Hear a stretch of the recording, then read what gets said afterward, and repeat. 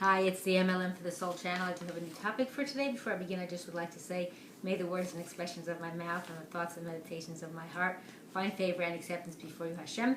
And the people I thank who inspired me, I hope they can inspire you as well. And I will have links both to their sites. They are Rabbi Yosef Mizrahi, Rabbi Eli Mansour, Balon Anava, Rabbi Yuval Ovadia, Rabbi Daniel Asser, Rabbi Yaron Ruvain, and Rabbi David Asher. As well, if you've never checked out this channel before, I will have a link below to my first video, which explains what M.L.M for the soul means, what it stands for, what I'm doing. So this is for the upcoming Parashah Pinchas, and again, this is taken from the weekly Parashah Insights by Rabbi Eli Mansour, and I call this Under All Circumstances. So, Parashah Pinchas is, in the vast majority of years, read during the period of 3 weeks, when we begin observing certain restrictions in solemn commemoration of the destruction of the Beit HaMikdash. Rav Avram Yehoshua Heschel of Apta, in his work Ohev Yisrael, suggests a connection between this parsha and the 3-week period we observe during this time of year. The latter portion of the parsha, he notes, lists the special occasions when a mussar, which is considered an additional sacrifice, was to be offered in the Beit HaMikdash. Specifically, the sacrifice is offered on Shabbat, Rosh Chodesh, the 7 days of Pesach, the day of Shavuot, the 2 days of Rosh Hashanah Yom Kippur, and the 7 days of Sukkot, and Shmini Atzeres, which is a total of 21 days. These 21 days, the Apta Rebbe taught, corresponds to the 21 days of the 3 weeks when we mourn the destruction of the Beit HaMikdash. Appropriately then, Parashat Pinchas is virtually always read toward the beginning of the 3 weeks. One approach we might take to explain this correspondence is that it teaches us a crucial lesson about our Torah observance, that it is required under all circumstances, both in joyous times and in difficult times. The 21 festive Yomim Tovim are compared to the 21 days of solemn reflection on our national tragedies to remind us that we are to faithfully serve Hashem under all conditions, that even in life's most difficult periods, we must be strong and resolute and retain our devotion to Hashem.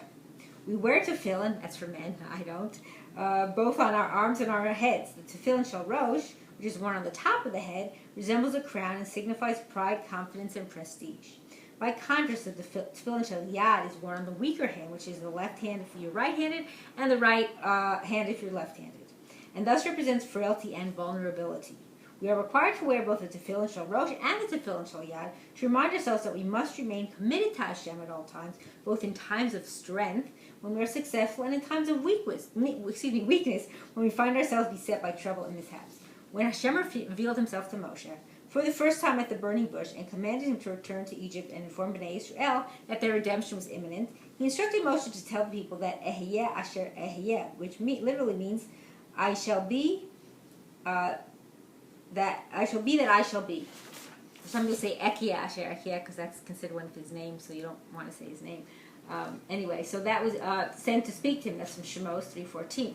So the Midrash, as Rashi cites, explains that this means I shall be with them now, and I shall be with them in future crisis.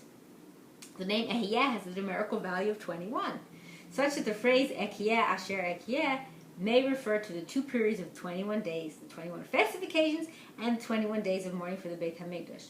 On the eve of the Exodus from Egypt, one of our nation's most glorious moments, Hashem was informing the people that life is not always going to be joyous and festive. Nobody has a perfect, smooth life without moments of disappointment, hardship, and pain. We all go through difficult, quote, 21-day periods of joy and success and periods of hardship. We are told that Hashem is with us throughout it all, that he is always helping us, and that we, in turn, must be devoted to him throughout it all, both in happy occasions and in difficult times. In the Baruch She'amar prayer, which we recite each morning, we proclaim Baruch Gozer Umekayem, which is commonly understood to mean blessed is he who decrees and fulfills his decrees. But this passage has also been explained to mean blessed is he who decrees and sustains. When Hashem issues a decree that a person must face a certain challenge, he sustains that person, providing him with the strength, fortitude, and resilience he needs to overcome it. Hashem never gives us a test we cannot pass. When he places us in a difficult situation, he gives us the emotional strength to prevail. We must not break when conditions are difficult, because Hashem believes in us and sustains us throughout it all. And so even in hard times, we must remain steadfastly committed and devoted to him, no less than when we are during periods of joy and prosperity. And I hope and pray that we will merit to live and see the coming of Mashiach speedily in our days and rebuilding of our final and everlasting Beit HaMikdash. Amen, and thanks for watching.